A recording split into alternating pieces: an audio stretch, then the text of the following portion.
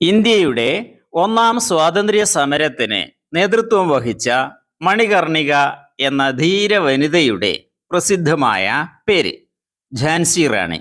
ഝാൻസി റാണി ലക്ഷ്മിഭായ്. ഉണ്ണീസ് വിജയപാത അവതരിപ്പിക്കുന്ന സ്വാതന്ത്ര്യദിന ക്വിസിലേക്ക് LP, UP, HS വിഭാഗങ്ങളിലേക്ക് അനുയോജ്യമായ ചോദ്യങ്ങളടങ്ങിയ ഈ ക്വിസിലേക്ക് എല്ലാ കൂട്ടുകാരെയും സ്വാഗതം ചെയ്യുന്നു. സ്വാതന്ത്ര്യദിന ക്വിസിനും മറ്റ് GK ക്വിസുകൾക്കും ഉണ്ണീസ് വിജയപാത സബ്സ്ക്രൈബ് ചെയ്തോളൂ. ഒരിക്കൽ കൂടി എല്ലാവർക്കും സ്വാഗതം. ഏത് വർഷമാണ് നാം ഒന്നാം സ്വാതന്ത്ര്യ സമരം ആരംഭിച്ചത്? 1857. ഒന്നാം സ്വാതന്ത്ര്യ സമരത്തിന് തുടക്കം കുറിച്ചത് ഏതു നഗരത്തിലാണ്? മീററ്റ്, ഉത്തർപ്രദേശിലെ മീററ്റ് നഗരത്തിൽ. 1857 ഒന്നാം സ്വാതന്ത്ര്യ സമരത്തിന് പറയുന്ന മറ്റു പേരുകൾ എന്തെല്ലാമാണ്? 1857 കലാപം, സിപായി ലഹള എന്നീ രണ്ടു പേരുകൾ പറയപ്പെടുന്നു. ഇന്ത്യയുടെ സ്വാതന്ത്ര്യ സമരത്തിലെ ആദ്യത്തെ രക്തസാക്ഷി എന്ന് വിശേഷിപ്പിക്കപ്പെടുന്നത് ആര്? മംഗൾ പാണ്ഡെ. മംഗൾ പാണ്ഡെയാണ് ഇന്ത്യൻ സ്വാതന്ത്ര്യ സമരത്തിലെ ആദ്യത്തെ രക്തസാക്ഷി. ഒന്നാം സ്വാതന്ത്ര്യ സമരത്തെ പരാജയപ്പെടുത്തുന്നതിൽ ബ്രിട്ടീഷുകാർ വിജയിച്ചത് ഏതു വർഷമാണ്? 1858.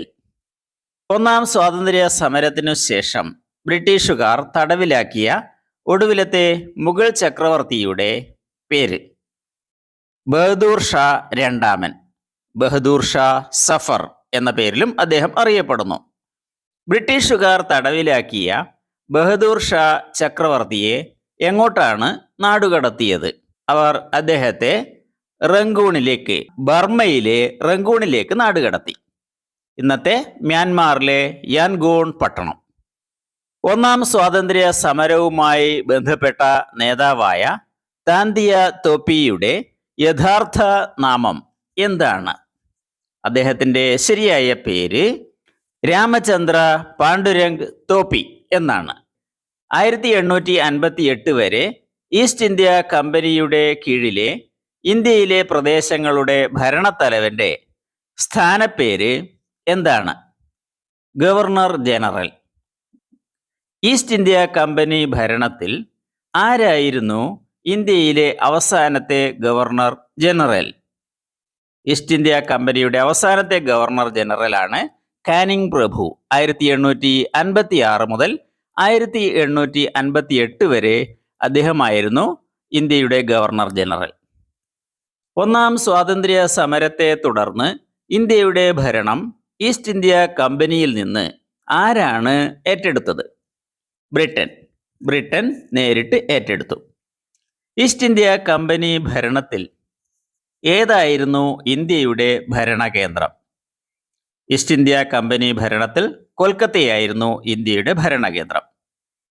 ബ്രിട്ടീഷ് പരമാധികാരി പുറത്തിറക്കിയ ഏത് ഉത്തരവ് പ്രകാരമാണ് ഇന്ത്യയുടെ ഭരണം ബ്രിട്ടൻ ഏറ്റെടുത്തത്?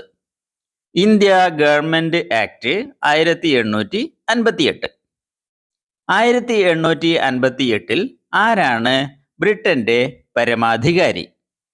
വിക്ടോറിയ മഹാറാണിയായിരുന്നു. വിക്ടോറിയ റാണി ആരെയാണ് 1858 ഇന്ത്യയുടെ ഭരണത്തിന് തൻ്റെ പ്രതിനിധിയായി നിയമിച്ചത്? കാനിങ് പ്രഭു. അവസാനത്തെ ഗവർണർ ജനറൽ ആയിരുന്ന കാനിങ് പ്രഭുവിനെ തന്നെ. 1858 മുതൽ 1947 വരെ ബ്രിട്ടീഷ് ഇന്ത്യ ഭരിക്കാൻ നിയമിച്ച ഭരണത്തലവന്മാരുടെ സ്ഥാനപ്പേര്? വൈസ്രോയ്. വൈസ്രോയ് എന്നാണ്. ബ്രിട്ടീഷ് ഇന്ത്യയുടെ ഭരണത്തിൽ വിദ്യാസമ്പന്നരായ ഇന്ത്യക്കാർക്ക് കൂടുതൽ പങ്കാളിത്തം ഉറപ്പാക്കുക എന്ന ലക്ഷ്യത്തോടെ ബ്രിട്ടീഷുകാരനായ A.O. ഹ്യൂം നേതൃത്വത്തിൽ രൂപീകരിച്ച സംഘടനയുടെ പേര്? Indian national Congress. Indian national Congress. Indian national Congress രൂപീകരിച്ച സമ്മേളനം നടന്നതെന്ന്? 1885 ഡിസംബർ 28. ഇന്ത്യൻ നാഷണൽ കോൺഗ്രസ് രൂപീകരണ സമ്മേളനം എവിടെയായിരുന്നു? മുംബൈയിൽ വെച്ചായിരുന്നു സമ്മേളനം നടന്നു. സ്വാതന്ത്ര്യം തന്നെ അമൃതം, സ്വാതന്ത്ര്യം തന്നെ ജീവിതം. സബ്സ്ക്രൈബ് ചെയ്യൂ. ഇന്ത്യൻ നാഷണൽ കോൺഗ്രസിന്റെ ആദ്യത്തെ പ്രസിഡന്റ് ആരാണ്? ഇന്ത്യൻ നാഷണൽ കോൺഗ്രസിന്റെ ആദ്യത്തെ പ്രസിഡന്റ് WC ബാനർജി, വ്യോമേഷ് ചന്ദ്ര ബാനർജി. ദേശാഭിമാനികളായ ഇന്ത്യക്കാരിൽ ബ്രിട്ടീഷുകാർക്കെതിരായ പ്രതിഷേധം ആളിക്കത്തിച്ച 1905 സംഭവം ഏത്? ബംഗാൾ വിഭജനം. ബംഗാൾ വിഭജിച്ചത്. ബംഗാൾ വിഭജനത്തിന് ഉത്തരവിട്ട വൈസ്രോയി ആര്? കഴ്സൺ പ്രഭു, ലോർഡ് കഴ്സൺ. ബംഗാൾ വിഭജനം എന്നാണ് പ്രഖ്യാപിച്ചത്? 1905 ജൂലൈ 20 ബംഗാൾ വിഭജനം നിലവിൽ വന്നത് എന്നാണ്? 1905 ഒക്ടോബർ 16 ബംഗാൾ രണ്ടായി വിഭജിച്ചു, നിലവിൽ വന്നു. ബംഗാൾ വിഭജനം നടപ്പായ സമയത്ത് വൈസ്രോയി ആരായിരുന്നു? മേയോ പ്രഭു, ലോർഡ് മേയോ. ബംഗാൾ വിഭജനം നിലവിൽ വന്ന 1905 ഒക്ടോബർ 16 ദേശസ്നേഹികൾ എന്തായിട്ടാണ് ആചരിച്ചത്? വിലാപദിനം. വിലാപദിനമായി ആചരിച്ചു. ബംഗാളിനെ വിഭജിക്കുന്നതിലൂടെ ബ്രിട്ടീഷുകാർ ലക്ഷ്യം വെച്ചത് എന്ത്? ഹിന്ദുക്കളുടെയും മുസ്ലിങ്ങളുടെയും ഇടയിൽ വിഭാഗീയത ഉണ്ടാക്കുക എന്നായിരുന്നു ലക്ഷ്യം. ഹിന്ദുക്കളെയും മുസ്ലിങ്ങളെയും തമ്മിലകറ്റി ഭരണം തുടരാനുള്ള ബ്രിട്ടീഷ് തന്ത്രം അറിയപ്പെടുന്നത് ഏതു പേരിലാണ്? ഭിന്നിപ്പിച്ചു ഭരിക്കുക. ഭിന്നിപ്പിച്ചു ഭരിക്കുക, ഡിവൈഡ് ആൻഡ് റൂൾ. ബംഗാൾ വിഭജന സമയത്ത് ആരാണ് കോൺഗ്രസ് പ്രസിഡന്റ്? ഗോപാലകൃഷ്ണ ഗോഖലെ. ഗോപാലകൃഷ്ണ ഗോഖലെ. ധാന്യവിളകൾക്കു പകരമായി ബ്രിട്ടീഷുകാർ അവരുടെ വാണിജ്യ താൽപ്പര്യത്തിനായി ഇന്ത്യൻ കർഷകരെ കൃഷി ചെയ്യാൻ നിർബന്ധിച്ച വിളകൾ ഏതെല്ലാം? നീലം, പരുത്തി എന്നീ 2 വിളകൾ. ഇന്ത്യയുടെ വന്ധ്യവയോധികൻ, grand old man of India എന്ന് അറിയപ്പെട്ടതാര്? ദാദാഭായ് നവറോജി.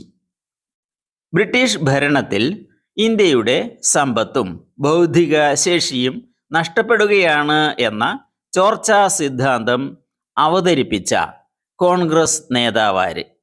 ദാദാഭായ് നവറോജി.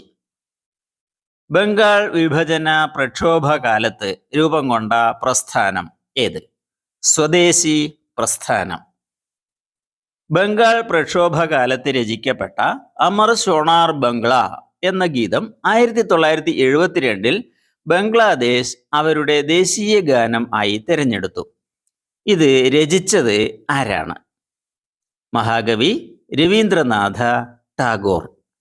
ബംഗാൾ വിഭജനം റദ്ദാക്കിയത് ഏതു വർഷമാണ്? 1911 ബംഗാൾ വിഭജനം റദ്ദാക്കിയ വൈസ്രോയി? ഹാർഡിഞ്ച് പ്രഭു, ലോർഡ് ഹാർഡിഞ്ച്. 1911 ബ്രിട്ടീഷ് ഇന്ത്യയുടെ തലസ്ഥാനം കൊൽക്കത്തയിൽ നിന്നും എവിടേക്കാണ് മാറ്റിയത്? ഡൽഹിയിലേക്ക്. ഡൽഹിയിലേക്ക് മാറ്റി. ബ്രിട്ടീഷ് സർക്കാരിനു കീഴിൽ സ്വയംഭരണം ആവശ്യപ്പെട്ട് ആരംഭിച്ച പ്രസ്ഥാനം ഏത്? ഹോം റൂൾ പ്രസ്ഥാനം. പൂനെ കേന്ദ്രീകരിച്ച് ഹോം റൂൾ പ്രസ്ഥാനം ആരംഭിച്ചതാര്? ബാലഗംഗാധര തിലകൻ. തിലകൻ. ചെന്നൈ അടയാർ കേന്ദ്രീകരിച്ച് ഹോം റൂൾ പ്രസ്ഥാനം തുടങ്ങിയതാര്? Annie Besant. Annie Besant. Home rule എന്നതിൻ്റെ അർത്ഥം, ആ പദത്തിനർത്ഥം സ്വയംഭരണം എന്നാണ്. സ്വാതന്ത്ര്യം എൻ്റെ ജന്മാവകാശമാണ്, ഞാനത് നേടുക തന്നെ ചെയ്യും. ഹോം റൂൾ പ്രസ്ഥാനവുമായി ബന്ധപ്പെട്ട് ഇങ്ങനെ പ്രസ്താവന നടത്തിയതാര്? ബാലഗംഗാധര തിലകൻ. ഗാന്ധിജി ഇന്ത്യയിൽ നടത്തിയ ആദ്യത്തെ സത്യാഗ്രഹ സമരം ചമ്പാരൻ സത്യാഗ്രഹം 1917. പുണ്യസ് വിജയപാത സബ്സ്ക്രൈബ് ചെയ്യാൻ മറക്കല്ലേ. ചമ്പാരൻ സത്യാഗ്രഹം ഏത് കർഷകർക്ക് വേണ്ടിയായിരുന്നു? നീലം കർഷകർക്ക് വേണ്ടി. ഗാന്ധിജി ഇന്ത്യയിൽ നടത്തിയ ആദ്യ നിരാഹാര സത്യാഗ്രഹം ആർക്ക് വേണ്ടിയായിരുന്നു ചെയ്തത്? അഹമ്മദാബാദ് മിൽ സമരത്തിന്റെ ഭാഗമായി 1917. ബ്രിട്ടീഷ് സർക്കാരിന്റെ ഏത് നിയമത്തിന് എതിരായ പ്രതിഷേധം പ്രകടിപ്പിക്കാനാണ് ജനങ്ങൾ ജാലിയൻ വാലാബാഗ് മൈതാനത്ത് ഒത്തുകൂടിയത്? റൗലറ്റ് നിയമം, റൗലറ്റ് ആക്ട്. ജാലിയൻ വാലാബാഗ് കൂട്ടക്കൊല നടന്നത് എന്നാണ്? 1919 ഏപ്രിൽ 13. ജാലിയൻ വാലാബാഗ് മൈതാനം ഏതു നഗരത്തിലാണ്? അമൃത്സർ, പഞ്ചാബിലെ അമൃത്സർ പട്ടണത്തിൽ. ഗാന്ധിജിയുടെ നേതൃത്വത്തിൽ നിസ്സഹകരണ പ്രസ്ഥാനം ആരംഭിച്ചത് ഏതു വർഷം? 1920 സെപ്റ്റംബർ 5. ഗാന്ധിജി നിസ്സഹകരണ പ്രസ്ഥാനം നിർത്തിവെക്കാൻ കാരണമായ സംഭവം ഏതാണ്? ചൗരി ചൗര സംഭവം. ചൗരി ചൗര സംഭവം നടന്ന വർഷം 1922 ഫെബ്രുവരി 4. ഇന്ത്യയുടെ ഭരണഘടനാ പുരോഗതിയെപ്പറ്റി റിപ്പോർട്ട് ചെയ്യാൻ സൈമൺ കമ്മീഷൻ ഇന്ത്യ സന്ദർശിച്ചത് ഏതു വർഷമാണ്? 1928. സൈമൺ കമ്മീഷനെതിരായ പ്രതിഷേധ സമരങ്ങൾക്കിടെ ലാത്തിച്ചാർജിൽ പരിക്കേറ്റ് മരണപ്പെട്ട പ്രമുഖ നേതാവ് ലാലാ ലജ്പത് റായ്. പഞ്ചാബ് കേസരി, പഞ്ചാബ് സിംഹം എന്നെല്ലാം അറിയപ്പെട്ട ഇന്ത്യൻ നാഷണൽ കോൺഗ്രസ് നേതാവ് ലാലാ ലജ്പത് റായ്. സിവിൽ നിയമലംഘന സമര ഭാഗമായി ഇന്ത്യയിലെ എല്ലാ വിഭാഗം ജനങ്ങളെയും സമരരംഗത്തിറക്കാൻ ഗാന്ധിജി സമരായുധമാക്കിയത് ഏതു വസ്തുവാണ്? ഉപ്പ്. ഉപ്പിനെയാണ് ഗാന്ധിജി സമരായുധമാക്കിയത്. പൂർണ്ണ സ്വരാജ് ദിനം, ഉപ്പ് സത്യാഗ്രഹം എന്നീ സമരങ്ങൾ നടന്ന വർഷം ഏത്? 1930. ബ്രിട്ടീഷുകാർ ഇന്ത്യ വിടുക, ക്വിറ്റ് ഇന്ത്യ പ്രമേയം മുംബൈയിൽ ചേർന്ന കോൺഗ്രസ് സമ്മേളനം അംഗീകരിച്ചത് എന്നാണ്? 1942 ആഗസ്റ്റ് 8. ആഗസ്റ്റ് 9 ക്വിറ്റ് ഇന്ത്യ സമരം ആരംഭിക്കുകയും ചെയ്തു. ക്വിറ്റ് ഇന്ത്യ സമരവുമായി ബന്ധപ്പെട്ട് ഗാന്ധിജി നൽകിയ മുദ്രാവാക്യം പ്രവർത്തിക്കുക അല്ലെങ്കിൽ മരിക്കുക, ഡു ഓർ ഡൈ. 1947 ആഗസ്റ്റ് 15 സ്വാതന്ത്ര്യ ദിനത്തിൽ പ്രധാനമന്ത്രി ജവഹർലാൽ നെഹ്റുവും തുടർന്നുള്ള സ്വാതന്ത്ര്യ ദിനാഘോഷ വേളയിൽ മറ്റു പ്രധാനമന്ത്രിമാരും ത്രിവർണ പതാക ഉയർത്തി രാജ്യത്തോട് സംസാരിക്കുന്നതിന് വേദിയായ ചരിത്ര സ്മാരകം ഏതാണ്? ചെങ്കോട്ട. ചെങ്കോട്ടയിൽ വെച്ചാണ്, ഡൽഹിയിലെ ചെങ്കോട്ടയിൽ. Your comment question is here. ഏത് ചരിത്ര സ്മാരക മന്ദിരത്തിന്റെ ഭാഗമാണ് എല്ലാ സ്വാതന്ത്ര്യ ദിനത്തിലും പ്രധാനമന്ത്രി ദേശീയ പതാക ഉയർത്തി രാജ്യത്തെ സംബോധന ചെയ്ത് സംസാരിക്കുന്ന ലാഹോറി ഗേറ്റ്? ഉത്തരം നിങ്ങൾക്കറിയാമെങ്കിൽ കമന്റ് ചെയ്യൂ. ഗാന്ധിജി, നെഹ്റു എന്നിവരെ കുറിച്ച് ഈ ചാനലിലുള്ള വീഡിയോകളുടെ ലിങ്ക് ചുവടെയുള്ള ഡിസ്ക്രിപ്ഷനിൽ നൽകുന്നത് കാണുക. എല്ലാവർക്കും വിജയാശംസകൾ നേരുന്നു. Thanks for watching. അടുത്ത വീഡിയോയിൽ കാണാം.